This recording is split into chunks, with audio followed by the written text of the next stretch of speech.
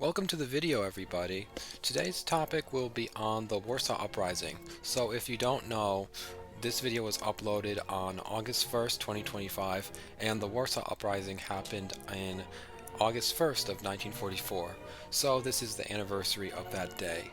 It was a very traumatic day for many people. It still is remembered, especially in Poland. I am part Polish, so this event means a lot to me. Getting right into our content for the day, I just want to go over sort of the history of the Warsaw Uprising, why it failed, and then some conversation speculation about why it failed, and then the long-term historical repercussions of it. That's what we're going to talk about today. This video is more conversational than normal. Normally I have a well-researched written script that I read from, an essay basically that I share with you guys. Today is just more me talking. This is a little rushed, so I didn't have time to make a formal presentation with well-researched sources, but anything I say I will try and have something up on screen to prove what I'm saying, fact check myself. Essentially, if you don't know the story of Poland in World War II, which you should, it's a very tragic, meaningful story. Poland was invaded by the Germans on September 1st, 1939, was crushed around October of 1939, and since it was defeated so quickly, many Polish nationalists began forming resistance cells with the Polish AK, the Home Army in Poland, many cities, mainly Warsaw, but also Lodz, Poznan, Krakow, etc. And this uprising happened in 1944. So by 1944, the Germans in 1941 invade the Soviet Union, Operation Barbarossa.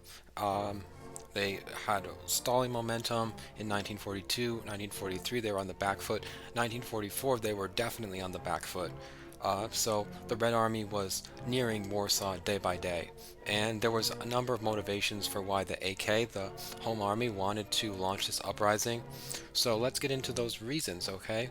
The first reason why they wanted to launch the uprising was to have moral legitimacy. So the Soviets were trying to frame the Home Army as fascist collaborators, right? So by resisting fascism, resisting the Nazis, in this uprising, they would prove to the world that they were on the right side of history, which was a really important thing to them.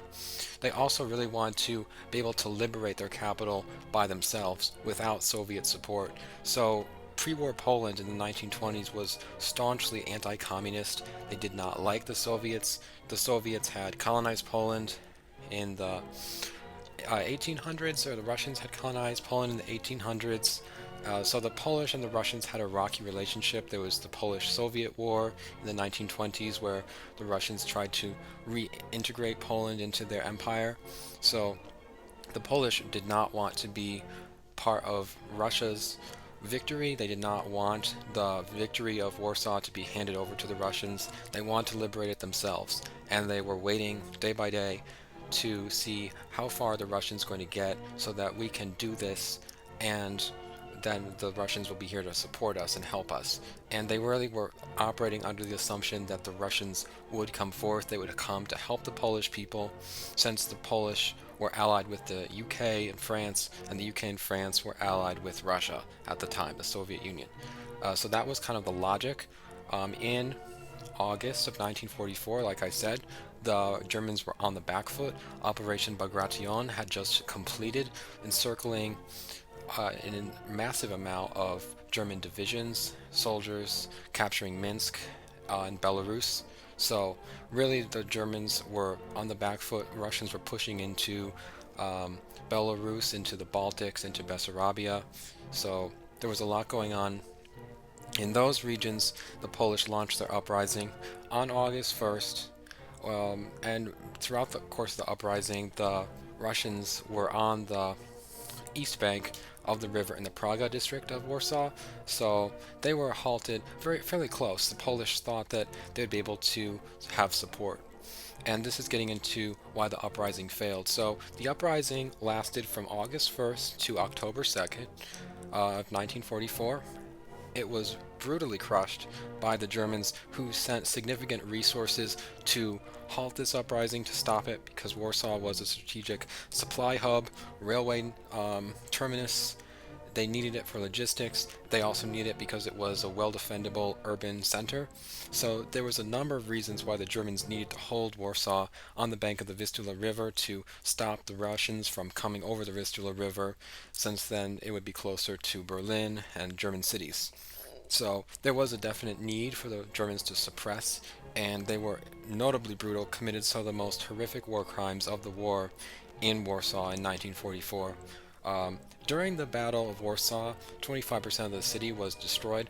Not the 1939 battle, but this battle, the Warsaw Uprising. 25% of the city was destroyed. Germans also blew up, out of retaliation, 40% of the rest of the city's buildings. So by the end of the war, Warsaw was decimated. Much of it had to be rebuilt. If you ever have visited Warsaw, the old town is mostly a fabrication that was built off of historical paintings from the 1700s in like the 1950s, 60s, 70s, that time frame. So much of the city was rebuilt. The royal castle was rebuilt. The old town district was rebuilt.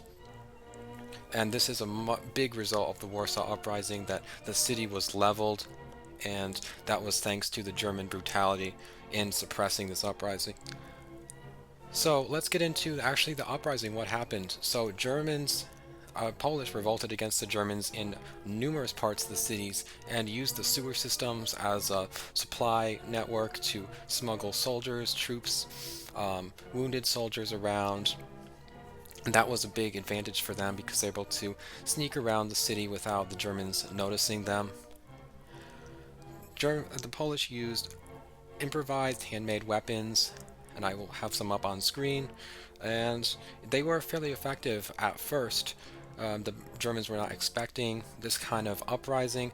They were shocked. The Polish did take some ground, but they failed in a few key objectives, which I will have up on screen. I believe one of them was the Warsaw Railway Station, but do not quote me on that.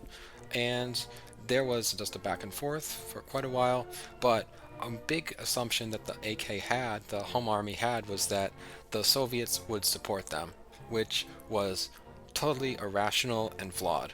So let's get into why that was.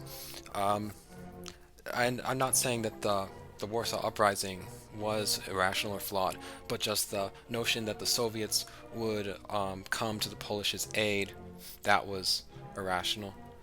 The main reason why the Soviets did not come to the Polish aid was because Stalin hated the AK, he hated the Home Army. It was a pro-democracy, or maybe not democracy, but at least pro-Western faction that was staunchly anti-communist. And he had his own collection of Polish communists that he wanted to put into power in Poland, kind of to perpetuate the Eastern Bloc, and that's what we see happening after the Warsaw Uprising is crushed, that the AK is defeated and then the Polish communists are put into power that are very cooperative with the Soviet Union. So the Polish army and the AK thought that the Russians were going to come to their aid. They thought that they were going to get supplies, anything really, and they got very, very little. The Western allies, like the UK and France and America, tried desperately to relieve the Polish in the Warsaw Uprising. They tried to help them any way they could.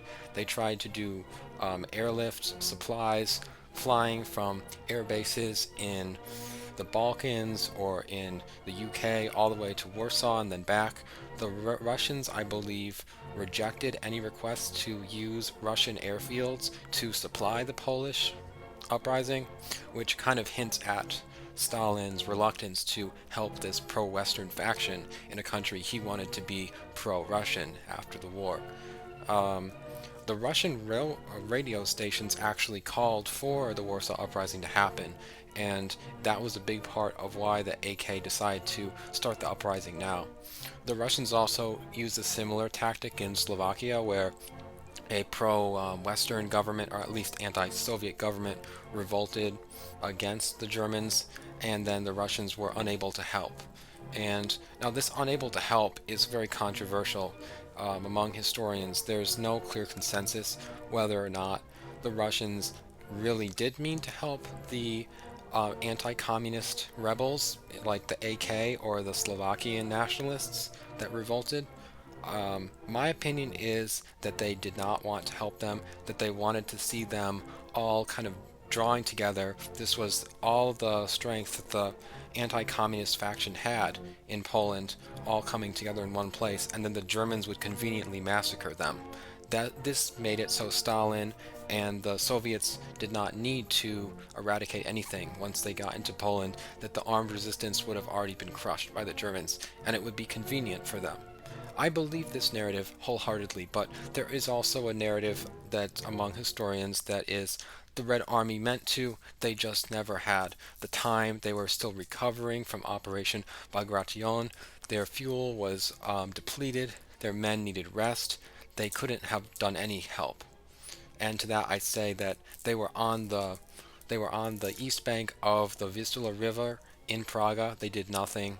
They did do a few airlifts of supplies into the city, but I heard that they were faulty. I will have something up on screen for that. And I just believe that this was part of a Soviet plan to eradicate the Polish resistance and keep Poland basically in a state of servitude to Russia, similar to Congress Poland or um, Poland prior to World War One. These were all similar constructs where Poland was in the Russian sphere of influence as a Russian-backed country.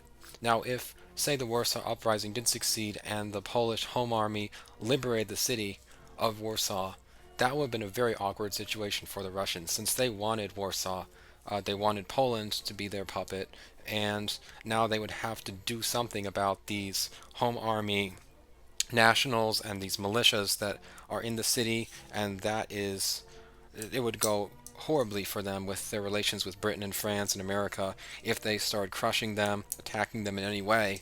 That would have received strong condemnation, and you would have seen a political fallout for the Soviets that they weren't prepared to take. So this was a great option for them to indirectly lead to the eradication of resistance in Poland. Now, resistance was not totally crushed. Some cells went on after the war into the 1950s, resisting the Soviets, resisting the Polish government, but these were just labeled as like terrorists, as criminals. Um, and I've read about this in The Iron Curtain by Anne Applebaum. I believe it's Anne Applebaum. I'll have that up on screen, I promise. Okay, so that was the uprising, and that was sort of my speculation, and also just like the two competing historical narratives on what happened during the Warsaw Uprising, why it failed. So essentially, it failed for the lack of support from anybody outside of the city of Warsaw. The Polish were totally cut off from food, ammunition, water, medical supplies, anything, and they were counting on the Russians to provide that to them, and the Russians never did. For whatever reason, if they were planning on not doing it, or if they wanted to, or they just simply couldn't, we don't know for certain, but I'm leaning to one of those answers. And now, was the Warsaw Uprising a failure? Well, strategically and tactically, yes, it did not achieve anything for the Home Army, the AK. The AK was forced to surrender. They were crushed as a legitimate organization. They existed after the war, but not for very long. So, tactically, no. Also, for the city of Warsaw, it was not a good decision because the city was destroyed even further. Many more historical buildings were destroyed. So it was not a good decision from those standpoints. But politically, I think it was still a good decision because Poland left its mark on history, showing the bravery of these resistance fighters and how desperately they wanted to cling to the idea of a free and independent country not linked to any others, like the Soviet Union, like to Germany. So it really shows Polish heroism, their fighting spirit, and it is just another tragic and heroic doomed attempt at freedom, like we saw in 1939, like we saw throughout the 1800s with the many uprisings against the Russians in Poland. So from that standpoint, it still serves as a national reminder of heroism, of independence, of freedom from foreign influence or domination, and I think that is a very powerful message. It showcases Polish resistance against oppression and tyranny, That kind of heroism deserves to be remembered. Every single person who died deserves a moment of respect. And that's why I've made this video today, since August 1st is an important moment in history. So I hope you enjoyed this video. Please let me know if you have any thoughts or comments in the comment section below. Subscribe if you want, like the video if you want, check out my other videos, and have a great rest of your day. Thank you so much for watching.